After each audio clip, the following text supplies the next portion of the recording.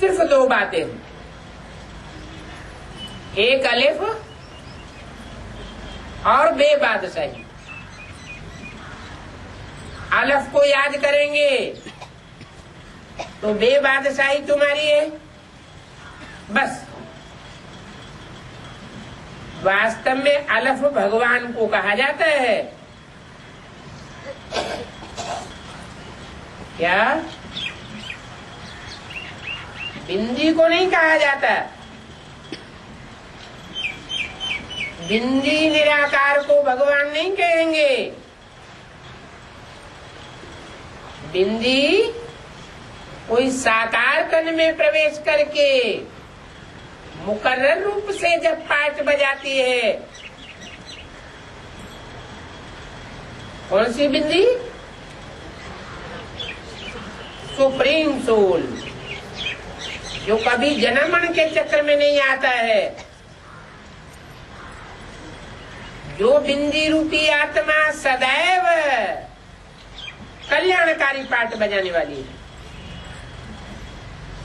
इसलिए उसका नाम है सदाशिव। सदैव ही कल्याणकारी है। किसके द्वारा? मुकर्रर रथ के द्वारा। उसको भगवान कहा जाता है। जो बिंदी को भगवान मानते हैं वो क्या बन जाते हैं?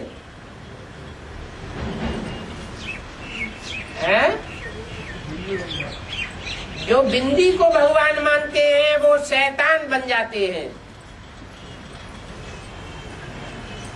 कहाँ भगवान और कहाँ अपन को भगवान कहलाने वाले?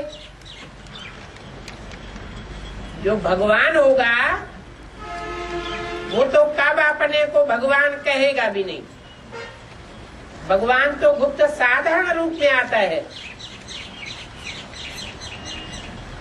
प्रत्यक्ष होकर नहीं आता। वो था चना बाजे घना।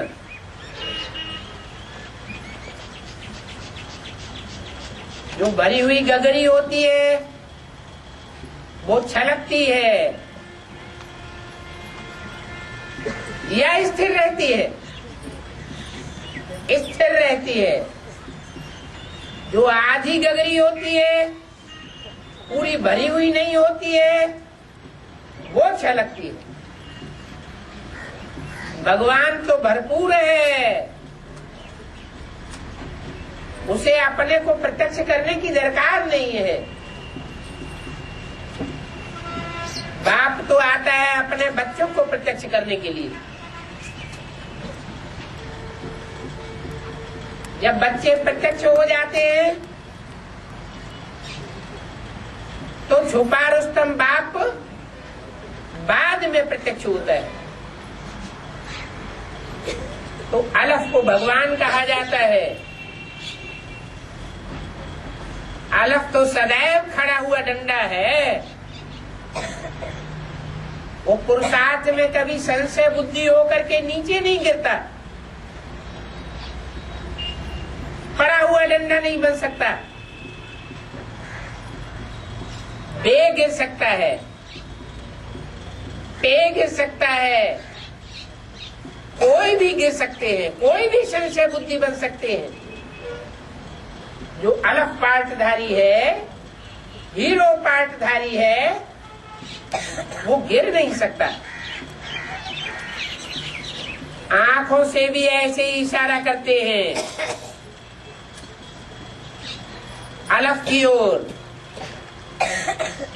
आत्मा इशारा करती है। भगवान कहते हैं भक्ति मार्ग में तुम मुझे याद करते आए, तुम सब भक्ति मार्ग में 63 जन्म मेरे आशिक रहे। ये भी जानते हो कि बाबा कल्प कल्प आकर सभी मनुष्य मात्र को दुख से छुड़ा करके सुखधाम और शांति धाम ले जाते हैं। पहले शांति में ले जाते हैं, सुखधाम भेज देते हैं। तो बाबा ने कहा था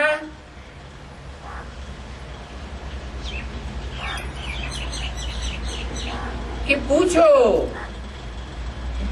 विश्व में शांति कैसे स्थापन होती है।